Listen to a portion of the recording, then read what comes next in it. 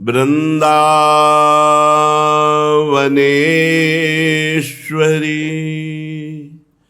तवैव पदारविन्दम्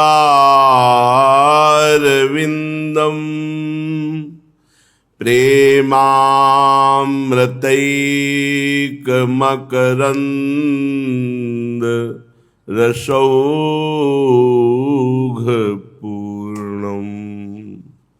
हृद्यर्पितं मधुपतेः स्मरतापमुग्रम्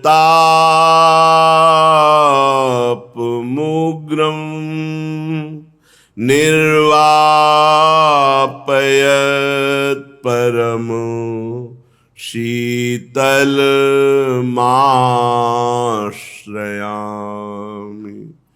निर्वापयत् परम शीतलमाश्रयामि। परम सच्चिदानंद घन प्रेमानंद स्वरूप नवनिभृत निकुंज महामहिम परम पावन श्री वृंदावन धाम, श्री वृंदावन धाम के लाडिले प्राणाराध्य युगल सरकार श्री प्रिया प्रीतम जो समस्त सहचरी वृंद खग मृग पशु पंछी लता यमुना रस रानी रजरानी समस्त ब्रजवासी परिकर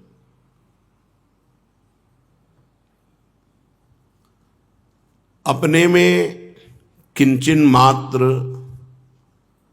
बल का भान न होना और आराध्य देव के बल पर पूर्ण निश्चिंत हो जाना, यही शरणागति है।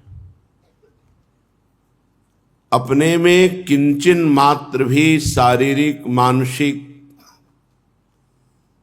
कोई बल हमारे अंदर नहीं है जिससे हम माया पर विजय प्राप्त कर सकें, और अपने आराध्य देव पर पूर्ण विश्वास है कि उनकी कृपा कोर से इसी जन्म में हमें भगवत साक्षात्कार हो जाएगा। भगवान की माया का ये बंधन भ्रमात्मक है और ये बिना हरिजू की कृपा दृष्टि के हटता नहीं है। हरिजू हम पर बहुत कृपा बरसा रहे हैं। हरि का नाम, हरि का हृदय प्रेमधन स्वरूप श्री प्रियाजू, हरि का धाम, हरि की विचित्र लीलाएं, ये सब हम पर कृपा कर रहे हैं। हम ऐसा अनुभव करें, हम अपनी योग्यता से लीला में प्रवेश नहीं पाएंगे, अपने किसी बल से हम श्री जी की सेवा का अधिकार नहीं प्राप्त कर सकते। हमारे ऊपर कृपा है, अहेतुकी कृपा है, असीम कृपा है, अपार कृपा है। हम ऐसा चिंतन करें। सच्ची मानिए, कृपा से कभी कभी ऐसी मना स्थिति होती है कि ना कुछ सत अच्छा लगता है, ना कुछ असत अच्छा लगता है। एक अलौकिक, बस शांत हो जाओ, एकांत हो जाओ, कोई देखे ना, कोई बोले ना, बस फिर भी भगवत प्रेरित होकर जो दिनचर्या है उसको यथावत प्रभु चला रहे हैं। हरि कृपा से ही हरि लीला में प्रवेश होता है। हम आपको हृदय की बात कहते हैं। इसमें अपना कोई साधन बल, अपनी कोई विद्वता, अपनी कोई प्रवीणता बिल्कुल काम नहीं करती। इसमें तो केवल कृपा काम करती, केवल कृपा। वो हमारे ऊपर बहुत जोर की है।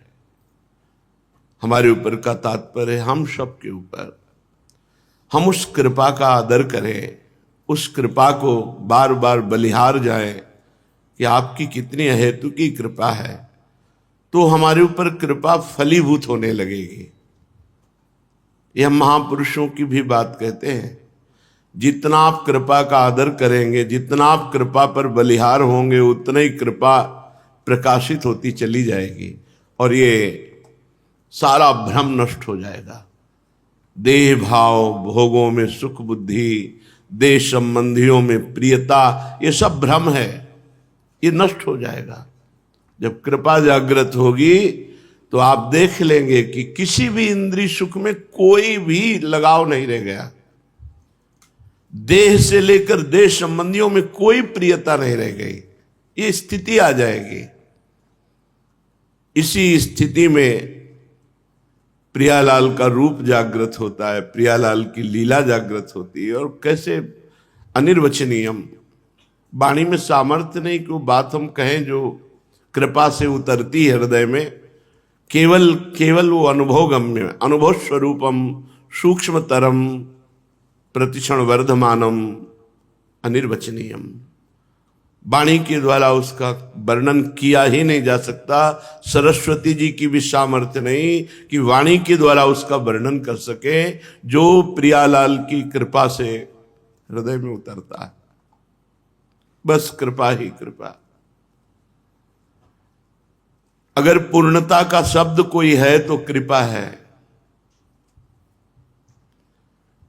एक तिनका क्या कर सकता है, और उस तिनका को कृपा उड़ा करके मंदिर की चोटी में विराजमान कर दे।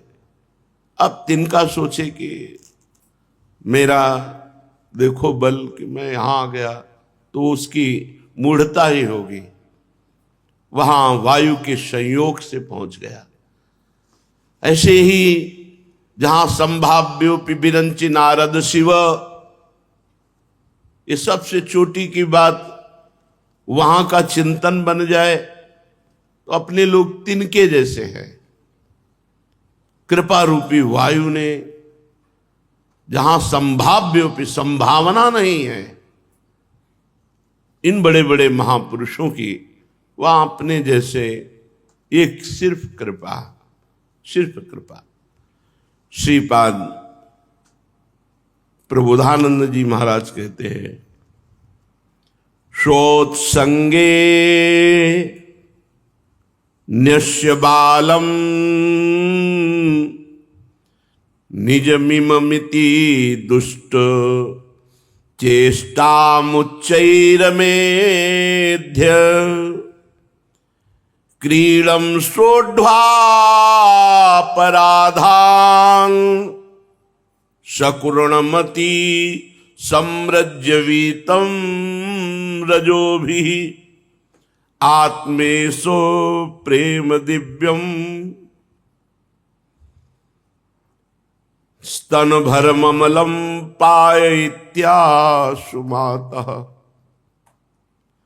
श्रीमद्वृन्दाटवित्वं सहज निर्वधि स्नेह पूरे विरक्ष।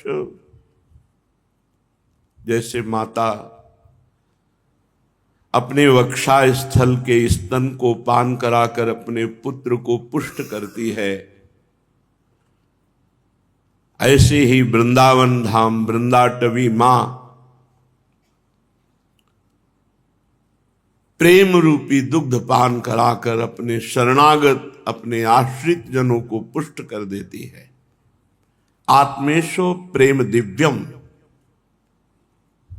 हमारे आत्मेश हैं युगल सरकार, और उनका दिव्य प्रेम है वृंदाटवी का दुग्ध। वृंदाटवी मां अपने आत्मेश युगल सरकार का प्रेम रूपी दुग्ध पान करा करके अपने वास करने वालों को, अपने आश्रित जनों को निहाल कर देते हैं। श्रीमद वृंदाटवी तुम सहज निर्वध स्नेह पूरे भी रक्ष, हर प्रकार से अपने वासी की रक्षा करते हैं। वृंदावन दिव्य चिदानंद है। कह रहे कि सोत संगे नश्य बालम निज मिममिति दुश्चेष्ट मुच्चैर मेध्य। यद्यपि मैं दुराचारी हूं, दुश्चेष्टायुक्त हूं, अपवित्र विषयों का चिंतन करने वाला, अपवित्र विषयों में संलग्न हूं, क्रीडम शोढ्वापराधान, और मेरे द्वारा वृंदावन में अपराध भी बन रहे हैं।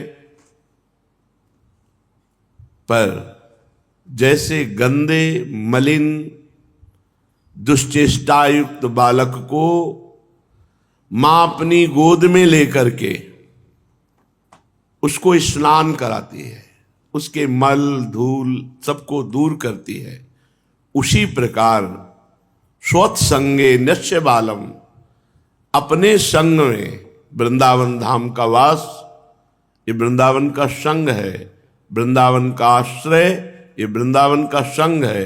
तो स्वत्संगे नश्य बालम, जैसे मां अपने बालक को सानिध्य में लेकर के उसे पवित्र करती है, उसकी धूल मल आदि दूर करके स्नान कराती है, ऐसे वृंदाटवी मां हमारी दुश्चेष्टा, हमारे अपराधों को दूर करके अपने वक्षा स्थल का युगल सरकार का दिव्य प्रेम रूपी दुग्ध पान कराकर हमें पुष्ट करती है, और हम वृंदावन वासियों की वृंदावन टवी मां सदैव रक्षा करती है। ऐसा कृपालु वृंदावन है। अहो भाग्य जिनको वृंदावन का वास, जिनको वृंदावन का आश्रय मिला, वो निश्चित धन्याति धन्य हो जाएंगे। यदि आपको वृंदावन का वास मिल गया या वृंदावन का आश्रय मिल गया, तो क्वा धर्म और क्वा अधर्म, क्वा च विविध मर्यादिक कथा, क्वा भद्रम क्वा अभद्रम, क्वा च विषम दृष्टयुद्भव लवः। इसी मद वृंदावन भुवि समस्तम स्थिरचरम, यदि ज्ञातम राधा पतिरति महाचिद रस घनम। अगर ये वृंदावन की महिमा सुनने पर वृंदावन का हृदय से आश्रय और वास की भावना न बने, तो समझो बहुत ही हमारी बुद्धि मारी गई। कोई बहुत बड़ा धर्मात्मा है और भगवत धाम नाम रूप लीला का आश्रय नहीं लिए, बोले उसके धर्म का क्या धर्म का। सो सब धर्म करम जर जाऊ, जहां न राम पद पंकज भाऊ। अगर प्रियालाल के चरणों में प्रीति नहीं, उनका आश्रय नहीं, उनका भजन नहीं, तो चाहे जो धर्म करो वो धर्म सामर्थ्यशाली नहीं है, वो सब धर्म कर्म व्यर्थ हो गया। इसीलिए त्यज लोक धर्मान। तो कह रहे हैं आप बहुत बड़े धर्मात्मा हो और आपका धाम से परिचय नहीं, नाम से परिचय नहीं, प्रभु की लीला रूप से परिचय नहीं, तो क्वा धर्मा और क्वा अधर्मा। आप बड़े अधर्म किए हो, लेकिन आपको हरिजू की कृपा से एक बात समझ में आ गई कि अब तो मैं किसी भी तरह से अपना कल्याण नहीं कर सकता, अब तो जाकर के श्री धाम वृंदावन में अपने जीवन को समर्पित कर देते हैं। जैसे वृंदावन पालन पोषण करेगा, वृंदावन ही रहेंगे। तो बोले क्वा धर्म, अब उसका धर्म क्या बिगाड़ लेगा? उसका अधर्म कुछ नहीं बिगाड़ लेगा। वो चाहे दुश्चेष्टा वाला कितना भी अपराधी हो, वृंदावन अपने प्रभाव से उसे प्रियालाल के योग्य दैवी संपदा से युक्त कर देगा। क्वा भद्रम और क्वा अभद्रम, बोले वो अनेक बुरे आचरण करने वाला है अभद्रम, और एक है बहुत अच्छे आचरण करता है। अच्छे आचरण है पर भगवान की भक्ति नहीं, सब सद्गुण हैं पर हरि विमुख है, जितेंद्री है, मनोनिग्रही है, धर्मात्मा है, लेकिन उसको परमात्मा से कोई संबंध नहीं, प्रभु के नाम रूप लीला धाम से कोई संबंध नहीं।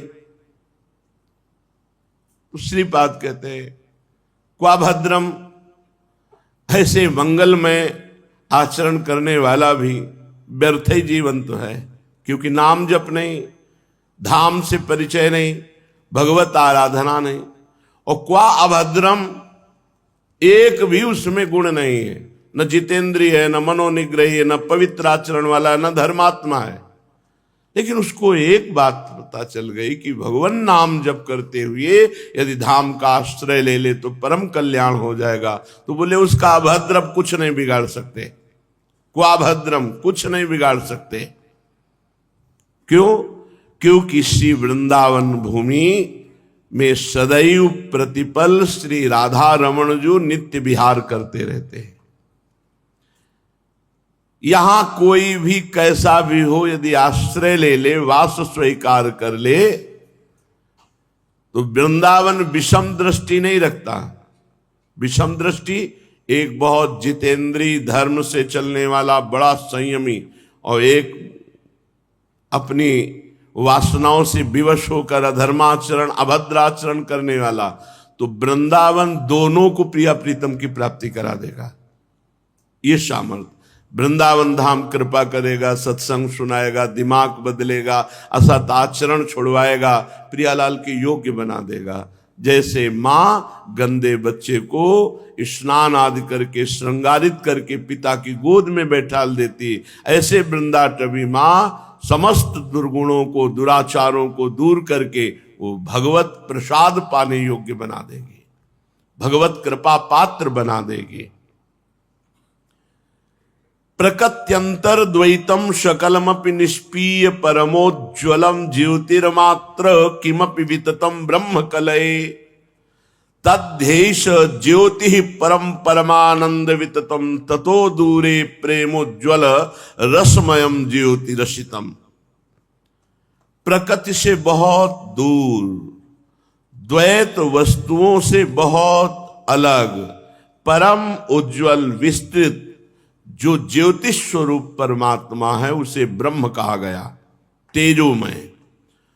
उस ब्रह्म तेजोमय में जो आनंद है, उस आनंद की विस्तृत रसमयी ज्योति जो प्रकाशित हो रही है, तदंता श्री वृंदावन में महाश्चर्य सुषमा, उस महाज्योति को पार करने के बाद जो परमानंदमयी है, फिर दिव्य वृंदावन है। प्राय सब वहीं लीन हो जाते हैं। तदंतः श्री वृंदावन में महा आश्चर्य सुषमा, महा आश्चर्यमयी शोभा से युक्त श्रीधाम वृंदावन विराजमान है। वयो रूपैर्दार्योन्मद मदन तृष्णैक सहजम महागौरश्यामद्वयमति महानंद सुधनम महाभावोन्मीलन मधुरतर दास्येन भजो। यदि तुम्हें ऐसे दिव्य वृंदावन का आश्रय परिचय वास मिल गया तो बहुत बड़ी चीज मिल गई। अगर महत्व नहीं रखोगे तो अन्य संपत्ति का महत्व, अन्य भोगों का महत्व तो हो सकता है फिर धाम छूट जाए। इसीलिए ध्रुवदास जी ने भी लिखा, पाए रतन चीन्ह्यो नहीं दीन्ह्यो करते डार, ये माया श्री कृष्ण की मोह्यो सब संसार। बहुत बड़ी चीज मिल गई। ब्रह्मानंद परम ज्योति स्वरूप तेजोमय महानंद प्रदान करने वाली ज्योति के आगे ये श्रीधाम वृंदावन जो द्वैत प्रपंच से रहित प्रकृति से अतीत ज्योतिर्मय ब्रह्मानंद है, उस ब्रह्मानंद से भी आगे महानंद स्वरूप ज्योति स्वरूप तेजो रूप ये निकुंज है वृंदावन। इसमें गौर श्याम जोड़ी प्रेमोन्मत्त होकर विहरण करती रहती है। इस वृंदावन का आश्रय लेने वाले के हृदय में श्री श्यामा श्याम की अपार कृपा उदय होती है और वो श्यामा श्याम के दासी भाव को प्राप्त होकर श्री जी की सेवा में पहुंच जाता है। महाभावोन्मीलन मधुरतर दास्येन भज भो। इसलिए हे भाई, तुम वृंदावन का आश्रय लो, वृंदावन का वास स्वीकार करो, वृंदावन की कृपा मनाओ, जिससे अत्यंत लाडले प्राणाराध्य श्री श्यामा श्याम के चरणों की हमें परिचर्या मिल जाए, सेवा मिल जाए। यदि ऐसा नहीं तो फिर मनमाने आचरणों कर फल भी भोगना पड़ता है। कल आप नरकों का वर्णन सुन रहे थे, जो शेष बचा हुआ है उससे सुनिए। अगर भगवद विमुख आचरण किए तो हर आचरण का दंड है और उसे भोगना ही पड़ेगा। अगर भोग से बचना है तो उपाय यही है, प्रभु की शरण में होकर प्रभु का चिंतन करना, प्रभु के लिए सारे कर्म समर्पित कर देना। इसके आगे नरकों का वर्णन सुनकर परीक्षित जी प्रश्न करते हैं कि क्या सबको नरक भोगना पड़ेगा? तो उन्होंने कहा नहीं, जो प्रायश्चित कर लेता है, जो भगवान नाम जप करता है, जो भगवद आश्रित है, उससे यदि ऐसे अपराध हो भी गए हैं तो उसे नरक नहीं जाना पड़ेगा, उसको ये दंड भोगना नहीं पड़ेगा। वो भगवान की कृपा से इन सब अपराधों से मुक्त हो जाएगा। अहम त्वाम सर्व पापेभ्यो मोक्षयिष्यामि मां शुचा। पर यदि आप भजन नहीं करते तो फिर भोगना पड़ेगा। यस्त्वी वै स्तेन बालाद्वा हिरण्य रत्नादीनि ब्राह्मणस्य वापहरन्त्यन्यस्य वानापपि पुरुषस्तममुत्र राजन यम पुरुषा अस्य मयिरग्निपिंडैः संदसैः त्वयि निष्कुशन्ति। जो यहां दीनहीन है, अपने को बड़ा समर्थ समझकर उनकी संपत्ति छीन लेते हैं, उनके खान पान की व्यवस्था छीन लेते हैं, तो उनके जो आंसू गिरते हैं, आंसू से जो रज की बूंदें गिरती हैं, ऐसे हजारों वर्षों तक उनको अग्निमय नरक में ढकेला जाता है, जहां ज्वाला जल रही, और बराबर उनको हजारों वर्ष तक जलना होता है। ये कभी किसी पदाभिमान में, देहाभिमान में, धनाभिमान में, जनाभिमान में भरकर किसी दीन दुखी को कष्ट नहीं देना चाहिए। दुखिया को न सताइए, दुखिया देगा रोए, क्योंकि उसके और कोई बल नहीं। और जब दुखिया के मुखिया सुने तब तेरी गति का होए। जो चोरी से, बरजोरी से, किसी भी तरह से दीनहीन की वस्तु का अपहरण कर लेता है, बेचारा गरीब है, छोटी दुकान खोले हुए, अब अपने मद के शरीर बल, जन बल, धन बल, पद बल से खाया पिया, एक पैसा नहीं दिया, अब वो भी उसका हृदय जल रहा है, बोल तो पाएगा नहीं, नरक का रास्ता तय कर रहे। छोटी छोटी बात का भी दंड है। जैसे हरिवंश नरक गति दुर्भर यम द्वारे कटियत नक्षी के। नाक काट ली जाती है छींकने वाले की, कहां छींका उसका भी दंड मिलेगा। जो यहां दूसरों के मांस को खाता है तो यमदूत वहां गरम गरम जो षडशी हैं उनसे उनका मांस नोच कर उनको खवाते हैं। यदि कोई पुरुष अगम्या स्त्री से संभोग करता है, जिससे जो पूज्य है, बहन है, बेटी है, बड़े भाई की पत्नी है, छोटे भाई की पत्नी है, बड़े भाई की पत्नी माता के समान, छोटे भाई की पत्नी बेटी के समान, अगर जो अगम्या स्त्री का संभोग करता है तो उस, या कोई स्त्री अगम्य पुरुष से व्यभिचार करती है तो उन दोनों को तप्त शूर्मी नामक नरक में ले जाया जाता है और पहले उनकी कोड़ों से पिटाई होती है, फिर तावमुत्र कषया ताडयंती स्तिग्मया शूर्म्या लोहमय्या पुरुष मालिंगयंती स्त्रियम चा पुरुष रूपया शूर्म्या। वहां तपाए हुए लोहे का पुरुष और तपाए हुए लोहे की स्त्री बनी है। जो स्त्री अगम्य पुरुष से संभोग करती है या जो पुरुष अगम्या स्त्री से संभोग करता है, अगम्या जो पूजनीय है, जो वंदनीय है, किसी भी तरह दोष दृष्टि भी नहीं करनी चाहिए, और उनसे संभोग करता है, उसको वहां पुरुष को ऐसी लोहमयी तपती हुई स्त्री से आलिंगन कराया जाता है और स्त्री को पुरुष से। ये हजारों वर्षों तक ऐसे जलना होता है। ऐसे व्यभिचारी पुरुष की बड़ी दुर्गति या व्यभिचारिणी स्त्री की बड़ी दुर्गति होती है। इस लोक में जो पशुओं से व्यभिचार करता है, मृत्यु के बाद यमदूत उसे वज्र कंटक शालमली नरक में गिराते हैं। इसमें वज्र के समान बड़े बड़े सेमर के जैसे वृक्ष हैं कांटे वाले, उनमें ऐसे फेंक देते हो, पकड़ करके घसीटते हैं नीचे की ओर, वो फटता जाता है, पर वहां मरना नहीं। बार बार ऐसा किया जाता है जो यहां पशुओं से संभोग करते हैं। जो राजा या राजपुरुष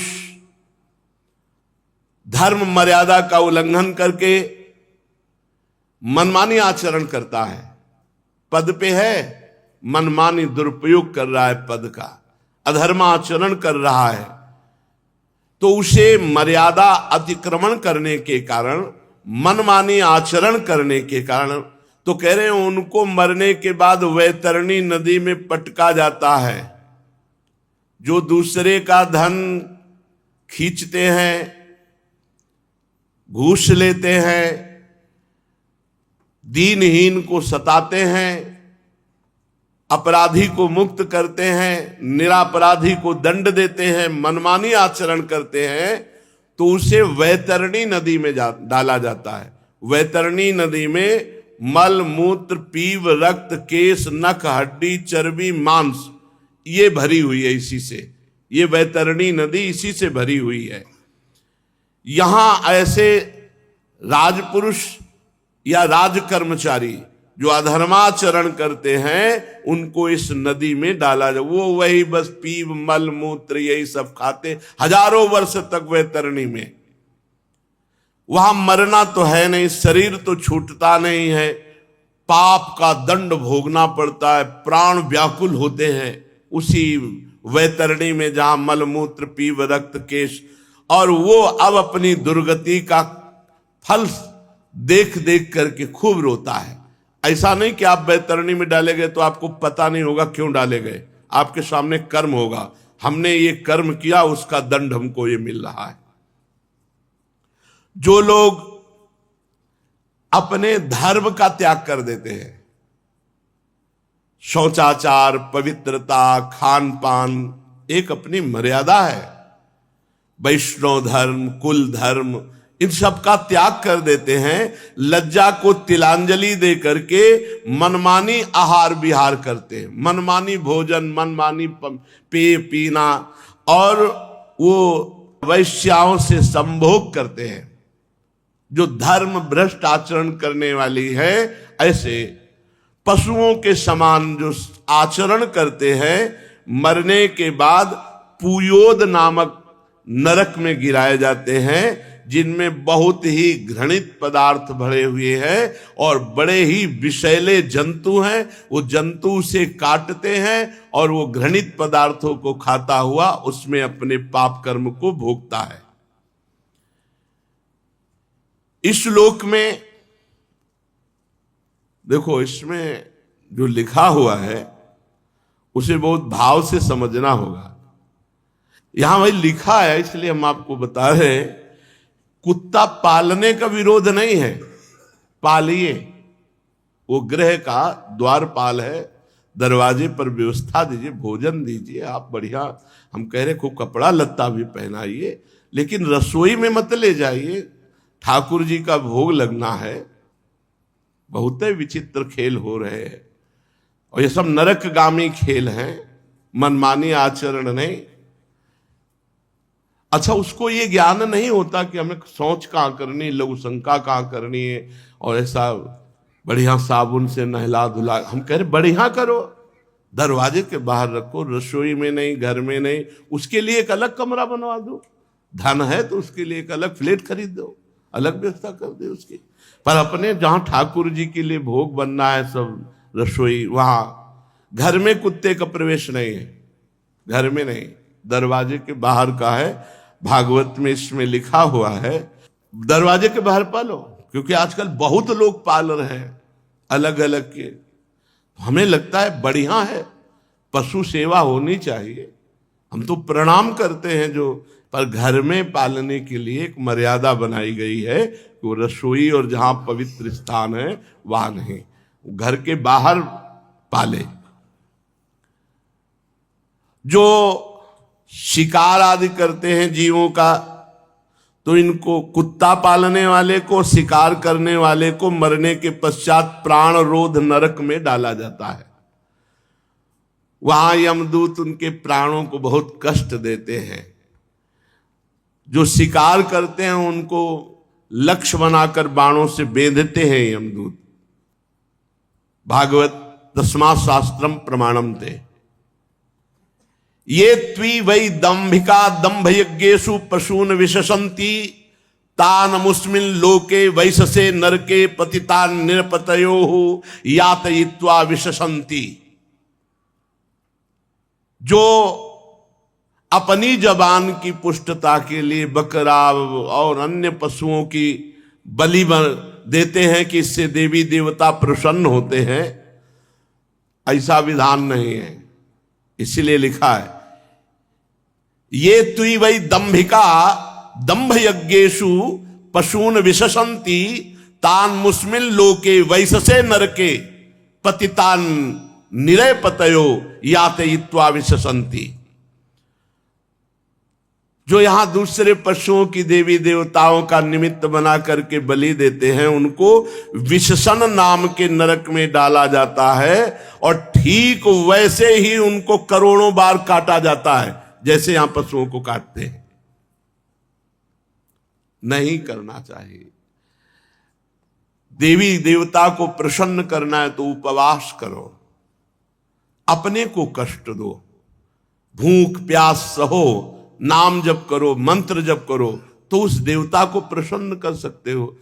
हमारा शास्त्र श्रीमद् भागवत कहता है कि ऐसे लोगों को बहुत कष्ट देने वाले विवसन नामक नरक में डाला जाता है और वहां बहुत प्रकार से वैसे उनको काटा जाता है। जो अपने गोत्र की भार्या से सहवास करता है, शास्त्रीय मर्यादा में गोत्र नहीं मिलना चाहिए ब्याह होने में, उस पापी को लाला भक्ष नामक नरक में डाला जाता है और वहां उसे सप्तम धातु पान कराई जाती है। जो कोई राजा या राजपुरुष अपने बल के घमंड में आकर के किसी नगर में आग लगवा देता है, किसी घर में आग लगवा देता है, किसी फसल में आग या लगा देता है, या किसी को विश्वासघात से विष खवा देता है कोई, या किसी की विश्वास वृत्ति पर धोखा देकर के उसके धनादि का अपहरण कर लेता है, तो उसको मरने के बाद सार में आदन नामक नरक में डाला जाता है, जहां बड़े बड़े वज्र के से दांत वाले 720 कुत्ते एक एक के ऊपर छोड़े जाते हैं, चिथड़ा उड़ा देते हो। मरना है नहीं वहां। जो कोई यहां किसी की फसल में आग लगा देता है, किसी के घर में आग लगा देता है, या व्यापारियों की टोलियों को लूट लेता है, या किसी को विश्वासघात करके विष आदि के द्वारा मार देता है, तो उसे सार में आदन नामक नरक में, जहां वज्र जैसी दाढ़ वाले 720 कुत्ते छोड़े जाते हैं और वो उसे चिथड़ा उड़ाते रहते हैं। इस लोक में जो किसी की झूठी गवाही देता है या व्यापार के समय बहुत झूठ बोलता है, नरक मिलेगा भाई, मुनाफे में नरक मिलेगा। हम कह रहे हैं कि सबको पता है कि व्यापार मुनाफे के लिए किया जाता है। ये 160 रुपया मीटर आपको लेना हो तो लीजिए, नहीं तो ना लीजिए, वो बात चलेगी। कसम क्यों खाते हो? आपके लिए, केवल आपके लिए। जो व्यापार में या गवाही में झूठी बोलता है और या दान देने में झूठी, आपको 5 लाख रुपए हम देंगे, इसके बाद नहीं दिया तो जब चंद्र ग्रहण सूर्य ग्रहण पड़ेगा वो ब्याज उसका बढ़ता चला जाएगा और आपको नरक मिलेगा, और अगली बार नरक भोगकर जब जन्म लोगे तो उसका कर्जा चुकाना पड़ेगा। व्यापार के समय, दान के समय, गवाही देने के समय जो झूठ बोलता है वो मरने के बाद अवीचिमान नामक नरक में जाता है। यहां 100 योजन की ऊंचाई से उसे सर के बल नीचे गिराया जाता है और वो नीचे ऐसे नुकीले पत्थर पड़े होते हैं जिनमें चिथड़ा उड़ जाता, मरना है नहीं, फिर ऊपर लाके फिर डाला जाता। इसीलिए इसका नाम अवीचिमान नरक है। यहां गिराया जाने पर जैसे तरबूजा फट जाए ऐसे फट जाता है, प्राण निकलते नहीं, बार बार फिर जुड़ता है, फिर ऊपर से पटका जाता है। जो यहां प्रथम वर्ण में जन्म लेकर के या द्वितीय तृतीय वर्ण में जन्म लेकर के शराब पीता है, सीधे नरक की प्राप्ति है। भगवान चातुर्वर्ण मया सृष्टा गुण कर्म विभागशः, भगवान के द्वारा रचा हुआ है ये। जो मद्यपान का अर्थात शराब पीता है उसे अयःपानम नाम के नरक में गिराया जाता है। शराब महान पंच पापों में ये कही गई, शराब नहीं पीना चाहिए, शास्त्र निषेध करता है। ये राक्षसों के लिए है, मनुष्यों के लिए नहीं। जो शराब पीते हो वो ये ध्यान से सुन ले, केवल शराब पीने मात्र से उसको नरक में डाला जाएगा। और कैसे?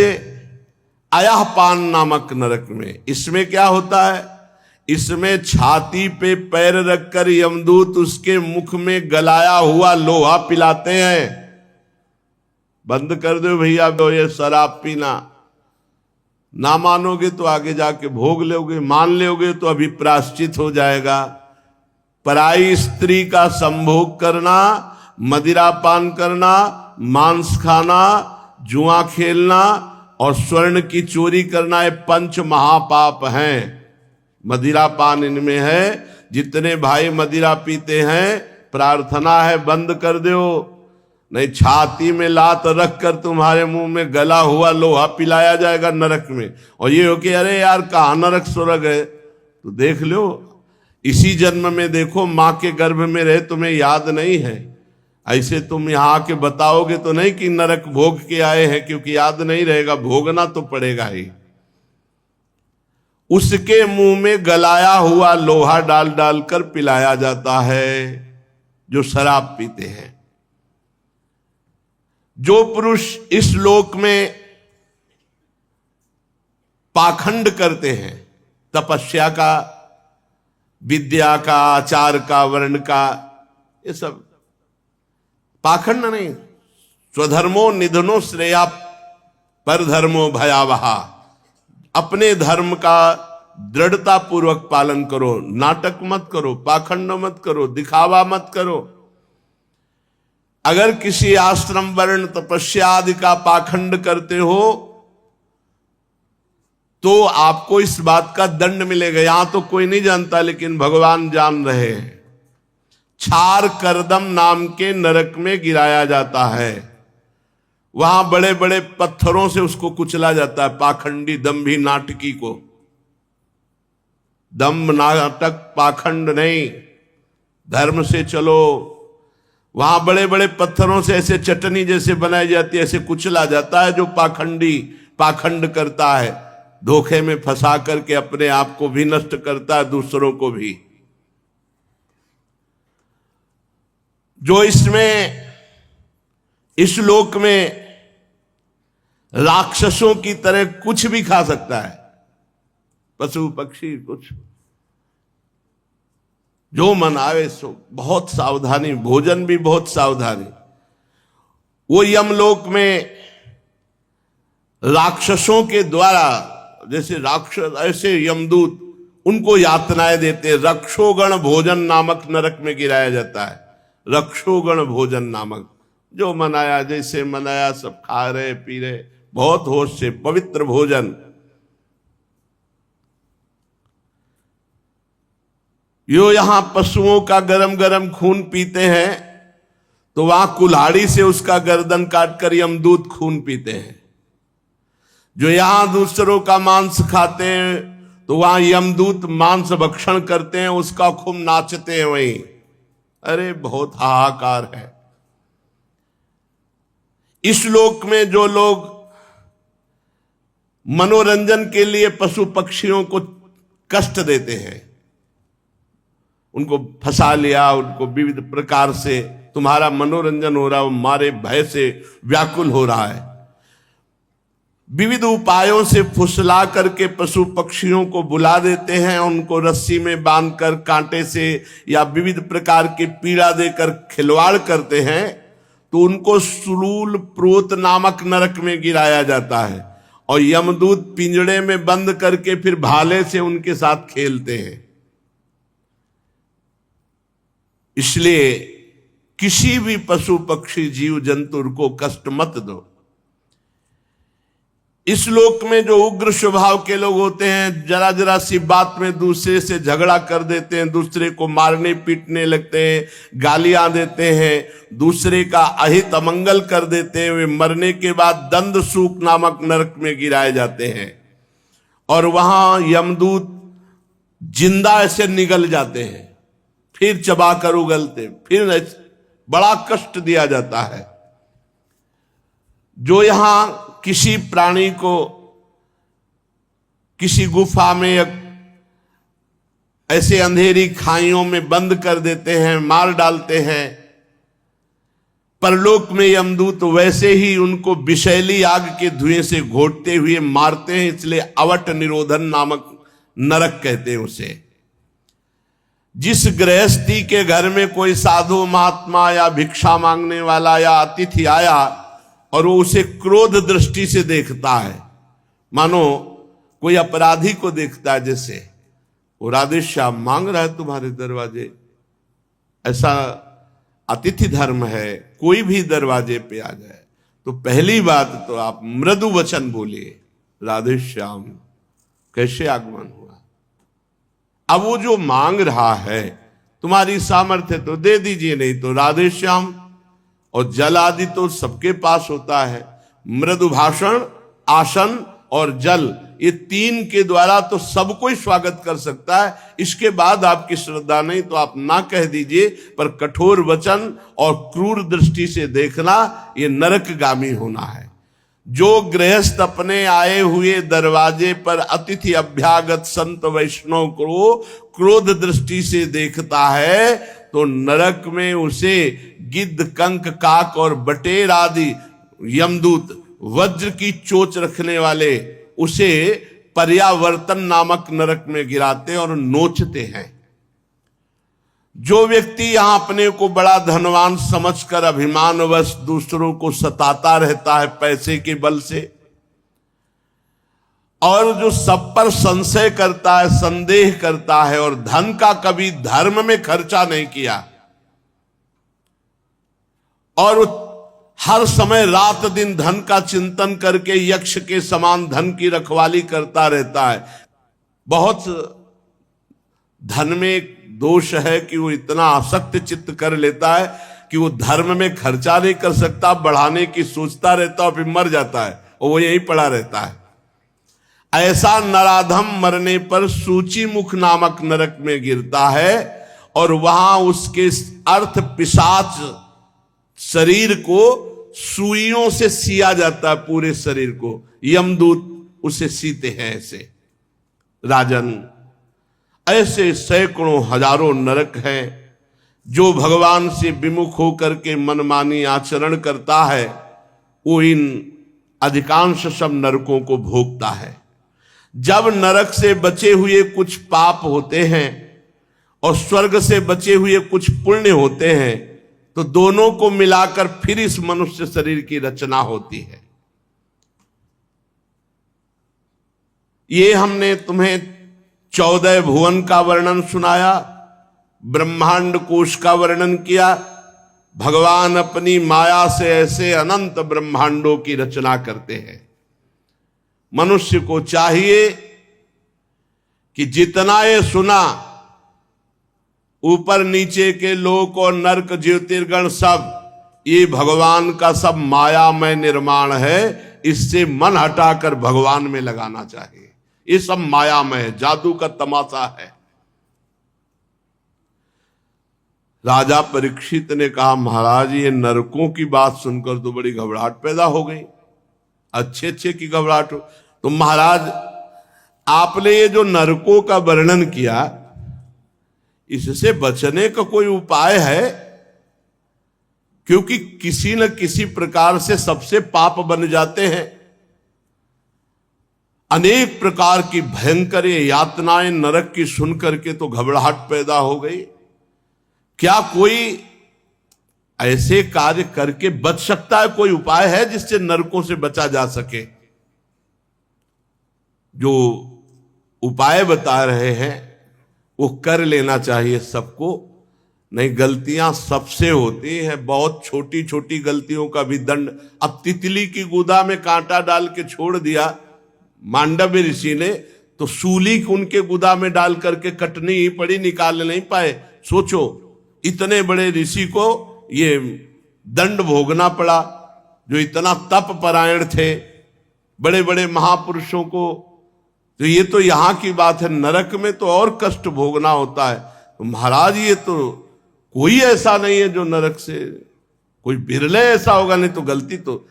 अरे महाराज युधिष्ठिर को भी नरक दिखाया गया था केवल जरा सी बात झूठ बोल देने पे। यहाँ जिंदगी झूठ बोलते गुजरी जा रही, तो पोटरी का पोटरी जमा है पाप। देखो ना, झूठ बहुत है, सब झूठ बोलते। अब आजकल तो भय नहीं रह गया झूठ बोलने का, मतलब झूठ बोलने का तो भय नहीं रह गया कि हम झूठ बोल रहे। ऐसा बस बात बना जाए, बात बनाना, झूठ बोलना चाहे हजारों बातें, 100% झूठ। भाइयों की 100 में कुछ मिलावट, पूरी झूठ। तो सबसे बड़ा नहीं, असत्य संपातक पुंजा, झूठ के बराबर कहते कोई पाप नहीं।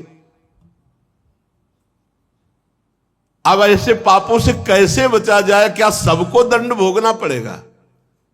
और कलिकाल में तो ऐसा सब है ही है। बहुत से ऐसे जीव हैं मनुष्य शरीर में जिनको ये ज्ञान ही नहीं है कि मतलब ये पाप हम कर रहे हैं, इनका दंड भोगना, मतवाले होकर चले ही जा रहे हैं। कुछ ऐसे हैं जिनकी बुद्धि काम करती है पर भोगाकर्षण पाप करा लेता है। कोई बिरला ऐसा हो जो बचे, नहीं तो जैसे कलयुग ने कहा था ब्रह्मा जी से कि सतयुग भैया कह रहे हैं हमारे राज्य में कोई नरक नहीं जाएगा, और त्रेता भैया कह रहे हैं कि हम बड़े भाई सतयुग का ही अनुसरण करेंगे, द्वापर कह रहे हैं कुछ कुछ आज्ञा का पालन करेंगे। तो कलयुग ने कहा पिताजी हम वचन देते हैं हमारे राज्य में बिरले कोई परम पद या स्वर्ग जाएगा, नहीं सीधे सबको नरक भेजेंगे। मनमानी आचरण करने का मतलब है नरकगामी होना, शास्त्र सम्मत आचरण। तो महाराज आप कृपा करके उपदेश करो कि नरक ना जाना पड़े, नरक से बचा जाए, बड़ा भयंकर है नरक। श्री सुखदेव जी ने कहा, ध्यान से सुनना, मनुष्य मन वाणी और शरीर से जो पाप कर्म करता है उसे अवश्य भोगना पड़ता है। यदि वो उन पापों का प्रायश्चित कर ले मरने के पहले, तो उसे उन भयंकर यातनापूर्ण नरकों में नहीं जाना पड़ेगा जो मैंने तुम्हें अभी वर्णन सुनाया। प्रायश्चित कर ले अपने हर पाप का। बड़ी सावधानी से सजगता के साथ मृत्यु के पहले ही पहले शीघ्र से शीघ्र पापों की गुरुता और लघुता का विचार करके उनका प्रायश्चित कर डालना चाहिए। जैसे मर्मज्ञ चिकित्सक रोगों का कारण और उनकी लघुता गुरुता जानकर दवा के द्वारा रोगों को नष्ट कर देता है या ऑपरेशन के द्वारा, ऐसे ही प्रायश्चित के द्वारा पापों का नाश कर लेना चाहिए। राजा परीक्षित जी ने पूछा, भगवान मनुष्य राजदंड, समाज दंड और लौकिक शास्त्रोक्त नरक गमन आदि परलौकिक कष्टों से ये जान करके कि ये पाप है उसको दंड मिलेगा, पाप वासनाओं से विवश होकर बार बार पाप करता है ऐसी अवस्था में उसके पापों का प्रायश्चित कैसे हो सकता है? एक बार पाप किया वो प्रायश्चित कर ले, ठीक, फिर पाप, फिर पाप, फिर पाप, तो प्रायश्चित कैसे हो सकता है? कैसे संभव हो सकता है कि वो नरक न जाए? क्योंकि प्रायश्चित करके पाप से छुटकारा मिलेगा, फिर पाप करेगा। ऐसी स्थिति में मैं समझता हूं कि जैसे हाथी स्नान कर पुनः धूल डाल लेता है, तो स्नान का मतलब क्या रहा? तो उस प्रायश्चित का मतलब क्या रहा? अगर पुनः मनुष्य पाप करता है तो उसका प्रायश्चित व्यर्थ हो जाता है। बहुत सुंदर विषय है, बहुत सुंदर है। श्री सुखदेव जी कहते हैं, कर्म के द्वारा ही कर्म का निर्बीज नाश नहीं हो सकता। कर्म के द्वारा पाप कर्मों का नाश नहीं हो सकता। अब ये भूल छोड़ दे कोई, वो तुम्हारा कर्म तुम्हें भोगना पड़ेगा। उसका प्रायश्चित है एकमात्र भगवान का भजन। आगे वर्णन करेंगे। कर्म के द्वारा नाश नहीं हो सकता, ये श्री सुखदेव जी महाराज कह रहे हैं कि आपने पाप कर्म कर लिया, आप कोई और कर्म करें तो उससे वो पाप कर्म नष्ट हो जाएगा। कर्म में इतनी सामर्थ्य नहीं कि वो निर्बीज कर सके तुम्हारे पाप कर्म को। जो अज्ञान से युक्त होकर पाप कर्म करते रहते हैं, उनकी वासनाएं बनी रहती हैं और वासनाएं नए पाप कराती रहती है, इसलिए वो निष्पाप कभी नहीं हो सकते। अगर सच्चा प्रायश्चित है तो है भगवत प्राप्ति, तत्व ज्ञान। अगर उससे तत्व ज्ञान हो गया है तो जीवन मुक्त, भगवत प्राप्ति हो गई तो जीवन मुक्त। बिना भजन के, भगवत प्राप्ति के बचने का उपाय नहीं है। नाम जप करो, खूब नाम जप। आगे सुनेंगे आप। जैसे कोई पुरुष सही दवा और सुपथ्य का सेवन करे तो रोग रहित हो जाता है, ऐसे सही अनुष्ठान और अपनी पवित्र दिनचर्या तो निष्पाप हो जाएगा। जो पुरुष नियमों का पालन करता है और भगवान का भजन करता है तो धीरे धीरे उसकी पाप वासनाएं, जैसे कई लोग कहते हैं भजन करने पर मन जलता है, तो मनई से तो पाप हुए, मनई प्रेरणा करी, मनई संकल्प बनाए, मनई में वासना है, तो भजन मन को जलाकर निर्वासनिक करता है। जो नियम पूर्वक भजन करता है, संयम पूर्वक आचरण करता है, वो धीरे धीरे उसके पाप भस्म होते हैं और वो कल्याणप्रद भगवत प्राप्ति या तत्व ज्ञान में समर्थ हो जाता है।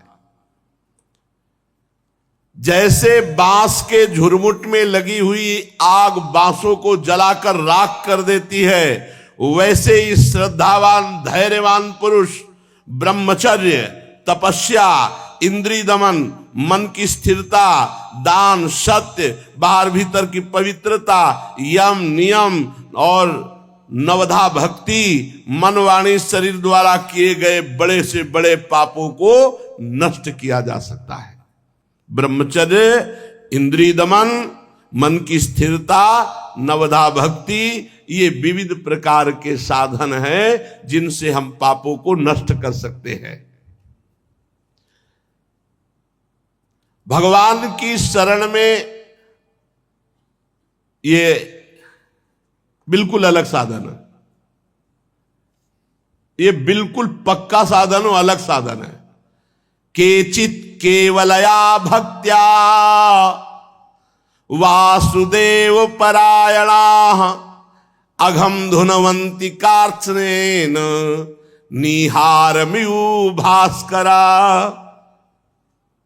बहुत जोर की बात है, यही बात बहुत महिमामयी है, जो पाप और पाप की जड़ को भी भस्म कर देता है। अन्य साधनों से पाप नष्ट हो सकते हैं, लेकिन फिर वो हरे भरे नए किनगे। न तथा हर्गवान राजन पूजेत तप आदि भी यथा कृष्णार्पित प्राणस तत्पुरुष निषेवया। सीधी बात, कोई झंझट नहीं। भगवान की शरणागति, में बहुत सरल बात है, बहुत सरल है। तन मन वचन प्राण सब भगवान को समर्पित कर दिए। बोले केचित, केचित माने कोई बिरला ही ये साधन पकड़ पाता है।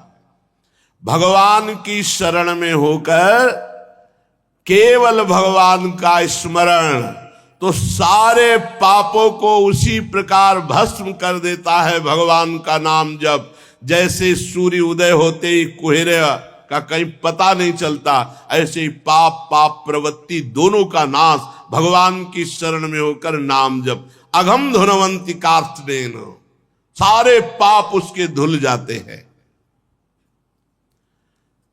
ये खुद कह रहे श्री सुखदेव जी। ये अन्य साधनों से ऐसा नहीं होता, तपस्यादि के द्वारा भी ऐसा नहीं होता कि जड़ से पाप नष्ट हो जाए।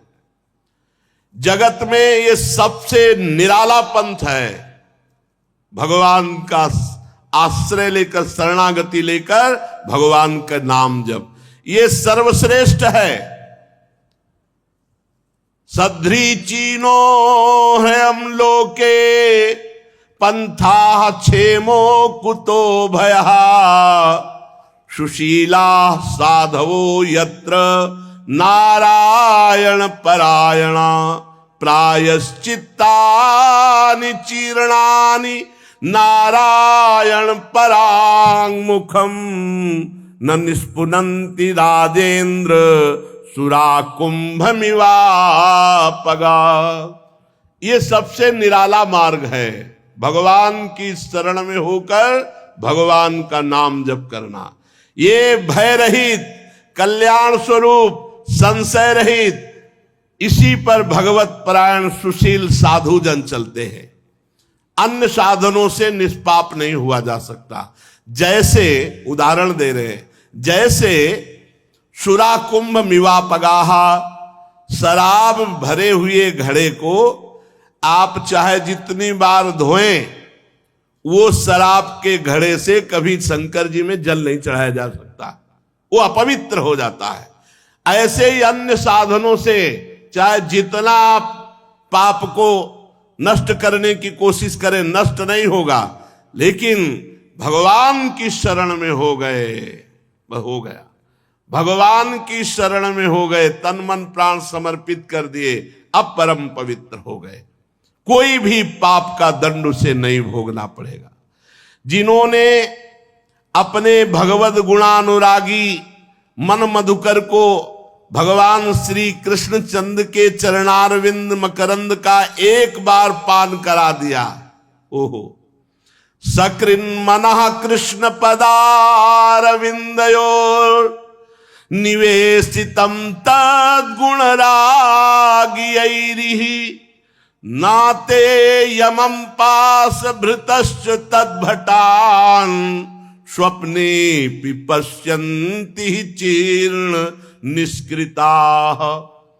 एक बार जिसने भगवान श्री कृष्ण का आश्रय ले लिया, एक बार भगवान श्री कृष्ण का स्मरण किया, सारे प्रायश्चित हो गए। स्वप्न में भी यमराज के दूत नहीं दिखाई देंगे, नरक जाने की तो बात ही क्या रही, स्वप्न में भी। परीक्षित, इस विषय में महात्मा लोग एक प्राचीन इतिहास कहा करते हैं। उसमें भगवान श्री हरि और यमराज के दूतों का संवाद है, तुम ध्यान से उसे सुनो। कान्यकुब्ज नगर कन्नौज में एक ब्राह्मण रहता था, उसका नाम था अजामिल। वो वैश्या के प्रसंग को देख करके बड़ा आसक्त चित्त होकर वैश्यागामी और पूरा का पूरा दूषित सदाचार नष्ट हो चुका था।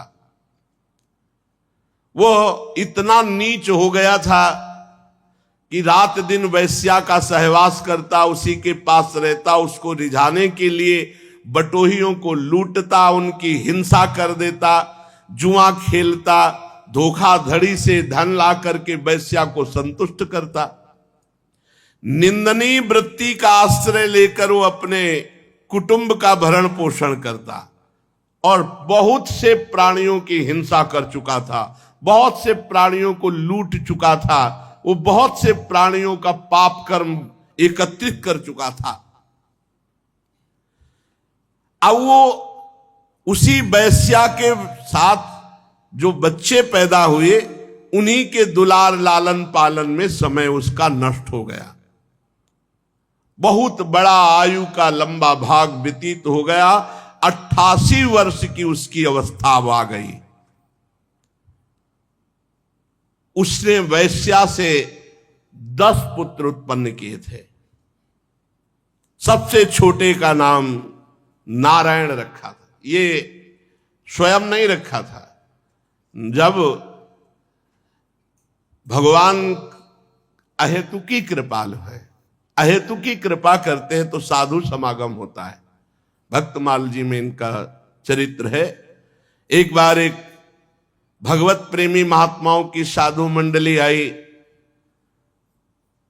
तो भ्रमण करते थे साधुजन, तो उधर कन्नौज होते हुए निकले। तो उसी नगर में पूछा, भाई कोई पवित्र ब्राह्मण हो जिसके यहां भिक्षा ले सके, कोई एकांतिक बगीचा हो। तो विनोद करने वाले, उपहास करने वाले गांव में भी लोग होते हैं। उनका बहुत सबसे ज्यादा पवित्र अजामिल ब्राह्मण है, और बगीचा भी बहुत जोर का है, और था जोर का बगीचा क्योंकि वैश्या का था उपवन। संत महात्मा विश्वास ही परम धन होता है। वो विश्वास करके गए, बगीचे में ठाकुर जी के लिए जल छिड़का और आसन लगाया और आरती पूजा शुरू। और उधर अजामिल जो है 2-4 पशुओं की हिंसा करके उनको लेके आ रहा था। बगीचे में गया, देखा साधु महात्मा तो वैसा तो नहीं कि वो ये ना जानता हो कि साधु महात्मा क्या होते हैं। पशुओं को दूर फेंका जो मृग आदि मार कर लाया था, और गया साष्टांग दंडवत किया और रो पड़ा, भगवान आज पता नहीं मुझ नीच अधम का कौन सा सौभाग्य उदय हुआ कि आप भगवत प्रेमी महात्माओं का सानिध्य। प्रभु मैं तो बहुत नीच हूं, आप यहां कैसे आ गए? तो उनका गांव के लोगों ने बताया कि उत्तम ब्राह्मण है। तो बोले प्रभु देख ही रहे हो आप, हम कैसे उत्तम है। वैश्या के संग रहते हैं, हिंसादि चोरी लूटपाट से अपना पेट पालते हैं। प्रभु मेरी दुर्गति हो गई। तो उनका अब तो कोई साधन बन नहीं सकता, अब हम तुम्हारे भाग्य की रेखा देख रहे, एक पुत्र और होगा, उसका नाम नारायण रख देना। और संतों ने अपना आसन उठाया और अपवित्र स्थान में भगवान का भोग बनाना, भगवान का भोग लगाना हो नहीं सकता, वहां से चल पड़े। कुछ समय बाद जो 10वां पुत्र हुआ, उसका नारायण नाम रखा। सबसे छोटे का नाम नारायण था। अजामिल का बहुत प्यार स्वाभाविक नारायण पर था। देखो घर परिवार में भगवान नाम ही रखना चाहिए तो बहुत अच्छा रहता है। बार बार अब देखो उसको इसी पुत्र से प्यार था तो नारायण, इधर नारायण, कितना बढ़िया भाग्य। और ऐसे रखे जाते थे, नाम ऐसे रखे जाते थे। अब चला है कुछ ऐसा नाम और ऐसे ऐसे नाम है कि इनका कोई अर्थ है नहीं है, कोई अर्थ है नहीं है। पहले नाम राम कुमार, कृष्ण कुमार, हम ऐसे नाम रखे जाते थे। भगवान नामों से रखा जाता था कि कई बार बुलाया जाए तो वाणी पवित्र हो जाए। तो अब ऐसे नाम रखे जाते हैं। तो हमें लगता है कि भगवान नाम विचार पूर्वक रखना चाहिए। तो अब जैसे किसी का नाम आप रख दो हरिवंश, तो आप दिन में सैकड़ों बार हरिवंश हरिवंश, राधा तो सैकड़ों बार राधा राधा, ऐसे भगवान नाम रखना चाहिए। नाम जरूर भगवान रखना, कल्याण हो। मान लो किसी से प्यार हो जाए, बच्चा बच्ची किसी से, वो अंतिम समय ऐसे पुकारे राधा, तो काम बन जाएगा। देखो अब वो अपने इस बालक पर 88 वर्ष का वृद्ध अजामिल, बड़ा मोह, और मोह क्या मतलब, पूरी श्रद्धा के संतों ने कहा है नारायण नाम रखना, तो इसलिए बहुत प्यार करता है। संपूर्ण हृदय अपने बच्चे को दे दिया, नारायण बच्चे को। अब वो बच्चा तोतली बाली, बाल सुलभ खेल, अजामिल आसक्त हो गया। अजामिल उसी के साथ खाता पीता, उसी के साथ समय ज्यादा व्यतीत करता। अब जिसको पता नहीं होता, असावधान व्यक्ति के ऊपर मृत्यु का प्रहार होता है, मृत्यु सिर पर आ पहुंची। मूर्ख और बूढ़ा अजामिल, मृत्यु का समय जब आया तो थोड़ी दूर पर बालक खेल रहा था, बोलने की हिम्मत थी तो एक आवाज बोली, नारायण। अपने बच्चे को बुलाया। ये तो कहो संत कृपा से नारायण नाम रखा, हाँ बढ़िया नाम रखना चाहिए। अब तो कुछ पता ही नहीं चलता कि नाम क्या, कौन कौन से नाम। पहले तो विचार पूर्वक नाम रखे जाते थे, ऋषि मुनियों से विचार करवाया जाता, फिर नाम रखा जाता था। अजामिल ने देखा भयंकर यमदूत, हाथ में फांसी और टेढ़े टेढ़े भयंकर मुंह, दांत और रोए।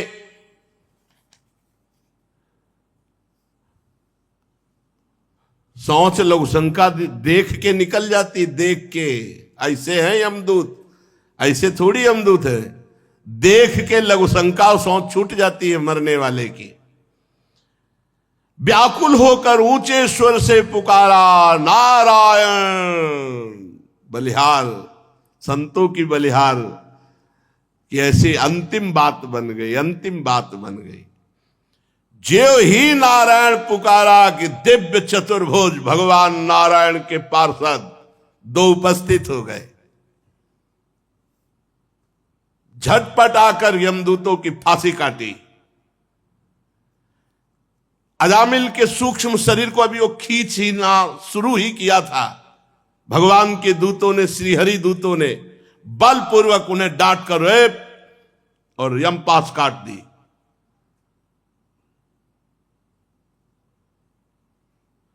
यमदूतों ने कहा, भगवान यमराज के इस धर्म विधान का निषेध करने वाले तुम कौन हो सकते हो? भगवान धर्मराज की आज्ञा का उल्लंघन कर दे, त्रिभुवन में ऐसा कोई नहीं। कौन हो आप? किसके दूत हो? कहां से आए हो? तुम क्यों रोक रहे हो इस महापापी को नरक ले जाने से? देखने में तो तुम देवता जैसे सिद्ध श्रेष्ठ दिखाई दे रहे हो। हम देख रहे हैं कि तुम्हारे कमल के समान नेत्र हैं, तुम पीले पीले रेशमी वस्त्र धारण किए, सिर पर मुकुट, कानों में कुंडल, गले में कमल हार, सबकी नवीन अवस्था, चार चार भुजाएं, सभी के कर कमलों में धनुष, तरकस, तलवार, गदा, शंख, चक्र, कमल आदि सुशोभित।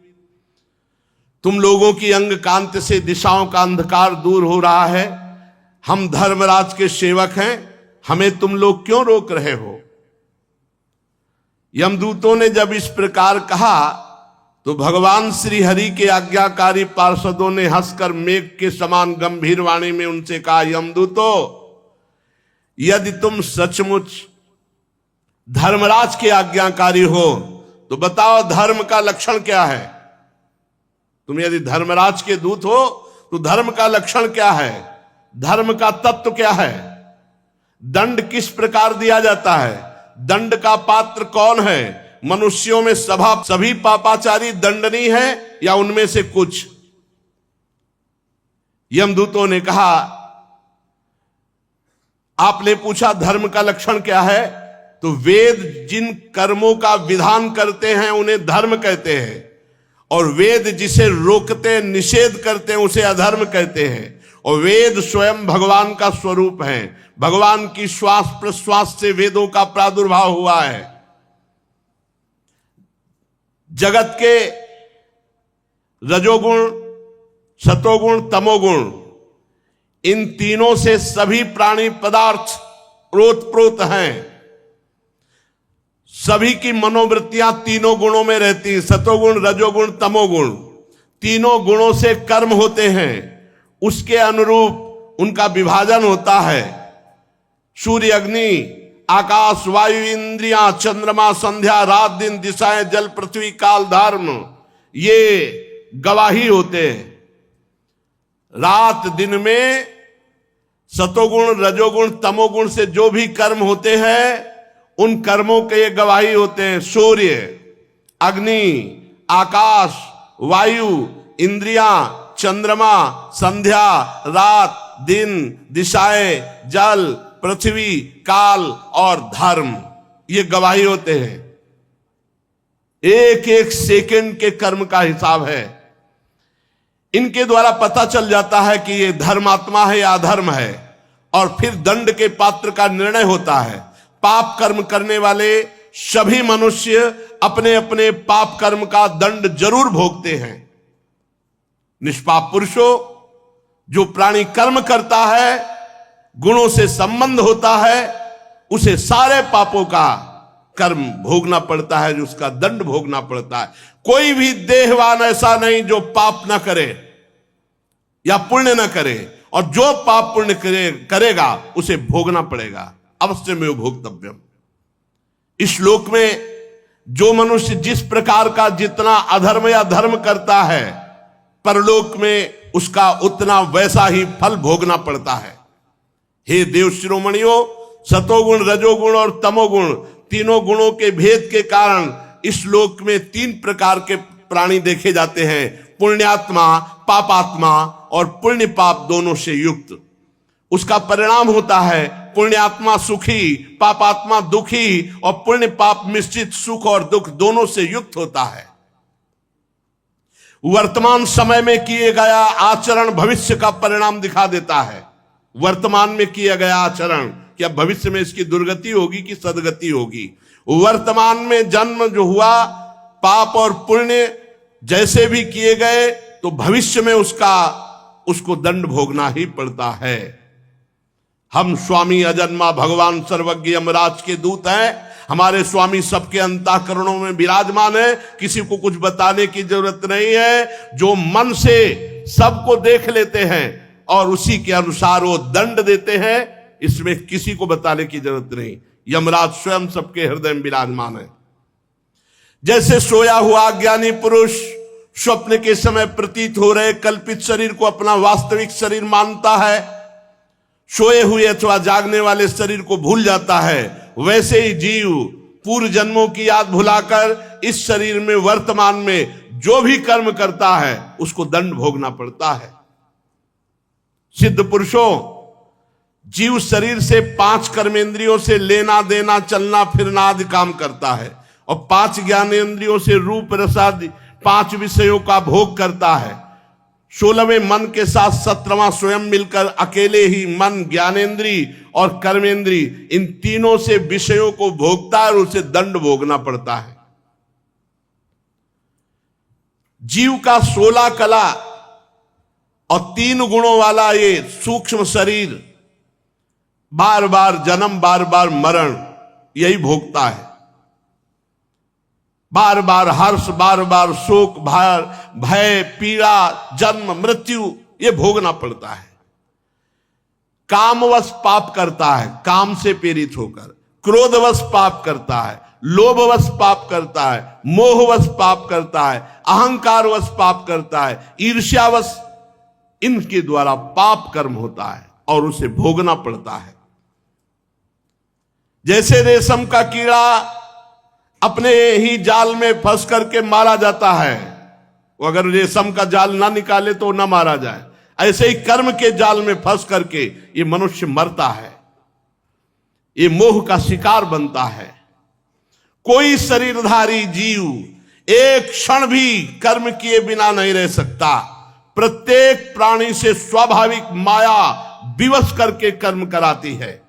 जीव को पूर्व जन्मों के पाप पुण्य संस्कारों के अनुसार ये शरीर प्राप्त होता है, स्थूल शरीर, सूक्ष्म शरीर। उसी के अनुसार उसकी वासनाएं होती हैं, उसी के अनुसार उसकी क्रियाएं होती हैं, और उसी के अनुसार उसको भोगना होता है। देव शिरोमणियों, आप जानते हो अजामिल बड़ा पापी है वर्तमान में। पहले ये शास्त्रज्ञ था, शील सदाचार सद्गुण संपन्न था, ये ब्रह्मचर्य का पालन कर रहा था, इंद्रियों को शासन में ले रहा था, पवित्र था। इसने गुरु अग्नि अतिथि वृद्ध पुरुषों की उपासना की थी, समस्त प्राणियों का उपकार चाहता था। पर एक दिन ये अपने ब्राह्मण पिता के आदेशानुसार वन में गया और वहां से फल फूल समिधा कुश लेकर लौट रहा था। लौटते समय देखा कि एक भ्रष्ट वैश्या किसी कामी पुरुष से निर्लज्जता पूर्वक विहार कर रहा है। वैश्या ने भी शराब पी रखी थी, वो भी मतवाली हो रही थी। पुरुष के साथ ऐसे देख करके अजामिल का मन चंचल हो गया। अब ये लाख उपाय किया अपने मन को संभालने का, लेकिन ये काम के वशीभूत हो गया। यद्यपि बहुत धैर्य और ज्ञान का प्रयोग किया, पर काम वेग से विचलित होकर मन को ना रोककर ये पूरी शक्ति से वैश्या को रिझाने में लग गया। वैश्या को निमित्त बनाकर काम पिशाच ने इस अजामिल का नाश कर दिया। अब ये शास्त्र संबंधी सारी पवित्रता और चेष्टा मर्यादा छोड़कर वैश्या को रिझाने में लग गया। वैश्या के साथ सहवास और अपने घर की सारी संपत्ति वैश्या को दे दी। ये धर्म भ्रष्ट हो गया और वैश्या के ही पास रहने लगा। अब सुंदर सुंदर वस्त्र आभूषण आदि से वैश्या को प्रसन्न करना, धीरे धीरे धीरे धीरे चोरी, हिंसा, जुआ, शराब सब आ गए दोष। स्वच्छंद चारणी कुल्टा वैश्या के अधीन होकर के इसने सब शास्त्र विरुद्ध आचरण किए। इस पापी ने शास्त्र आज्ञा का उल्लंघन किया, स्वच्छंद पापाचरण किया, ये शास्त्र निंदित कार्य किए। ये वैश्या के मल समान शरीर और अन्न से पला, इसलिए अब हम इसे ले जाएंगे और नरक में यंत्रणा देकर इसको पवित्र करेंगे। हम इस पापी को दंड पानी भगवान यमराज के पास ले जाएंगे, वहां जाकर ये दंड भोगेगा, तब पवित्र होगा। ये सुनकर भगवान के पार्षदों ने हंस दिया और कहा, यमदूतों, बड़े आश्चर्य की बात है कि तुम धर्मराज के दूत हो और पूर्ण धर्म का तुम्हें ज्ञान नहीं। तुम एक निरपराध को दंड दे रहे हो। भला निरपराध को दंड कैसे दिया जा सकता है? जिस समय इसने अपने अंतिम समय अपने पुत्र के बहाने बुलाया नारायण, उसी समय इसके सारे पाप नष्ट हो गए। ये बात समझ लो, कोई भी तपस्या इतनी पवित्र नहीं कि सारे पाप नष्ट कर सके। यदि गोविंदेति चुक्रोशी कृष्णा माम दूरवासिनम ऋण में तत्प्रबद्धम में हृदयान्नापसर्पति। गोविंद गोविंद, चाहे जितनी दूर से गोविंद गोविंद, हरि हरि, कृष्ण कृष्ण, सब पाप नष्ट हो गए, भगवान ऋणी हो जाते हैं। साधारण धर्म का ज्ञान तुमने वर्णन किया, साधारण धर्म का ज्ञान तुम्हें नहीं। ये विश्वासघात होगा इसके साथ यदि मैं तुम्हें ले जाने दूं। यमदूतों, एक जन्म का नहीं, बस यही सब शास्त्रों की कृपा से बात आई, तभी हमारे हर प्रश्न का उत्तर नाम होता है। हर प्रश्न का उत्तर अयम ही कृत निर्वेशो जन्म कोट्यं हंसमामपि यद व्याजहार विवशो नाम स्वस्थयनम हरे। इसने मेरे हरि का नाम जब उच्चारण किया तो इस जन्म के नहीं, करोड़ करोड़ जन्मों के पापों का प्रायश्चित हो गया। अब ये भगवान के परम पद को प्राप्त होगा, 1 रुपया नहीं लगता। तुम स्नान किए हो कि नहीं किए हो ये भी प्रश्न नहीं है। अपवित्र पवित्रो वा सर्वावस्थांगतो विवाह यह स्मरेत पुंडरीकाक्षम सवायाभ्यंतरा शुचि। हरि हरि, कृष्ण कृष्ण, राधा राधा राधा, हो गया, सब पापों का प्रायश्चित हो गया। अयम ही कृत निर्वेशो जन्म कोट्यंग सामपि, करोड़ों जन्मों के पापों का इसने प्रायश्चित कर लिया जिस समय इसने हमारे स्वामी नारायण का नाम पुकारा। एते नैव भृगोनोष्य कृतम स्याद घनिष्कृतम यदा नारायणायेति जगाद चतुरक्षरम। जिस समय 4 अक्षर पुकारा नारायण, उसी समय ये पूर्ण निष्पाप हो गया, पूर्ण निष्पाप हो गया, समस्त पापों का प्रायश्चित कर लिया। ध्यान दो, भगवान के पार्षद बोल रहे, स्तेन शुरापो मित्र ध्रुव ब्रह्म गुरुतल्पग स्त्री राज पितृ गोहंता ये च पातकिनो परे सर्वेशामप्यघवता मिदमेव सुनिष्कृतम नाम व्याहरणम विष्णुर यतस्तद्विषयामति। चोर, शराबी, मित्रद्रोही, ब्रह्मघाती, गुरुपत्नीगामी, ऐसे लोगों का संगी, स्त्री, राजा, पिता, गौहत्या, चाहे जितना बड़ा पाप हो गया हो और भगवान की शरण में आकर ये उच्चारण कर दे हरि हरि हरि कृष्ण कृष्ण कृष्ण गोविंद गोविंद गोविंद, बस सब पापों का प्रायश्चित हो गया। अहम त्वम सर्व पापेभ्यो मोक्षयिष्यामि मा शुचः। इसीलिए भगवान की शरण में होकर भगवान का नाम जप करो, बस सब मंगल ही मंगल है, आप चिंता मत करो। इसमें कौन सा पैसा लगता है? हृदय से भगवान के आश्रित हो जाओ और खूब नाम जप करो। अरे पाप की तो बात जाने दो, भगवत प्राप्ति हो जाएगी, भगवान की सानिध्य का निरंतर अनुभव होगा। खूब नाम जप करो, भगवत आश्रित रहो। शेष चर्चा आगे। श्री राधा वल्लभ लाल की जय।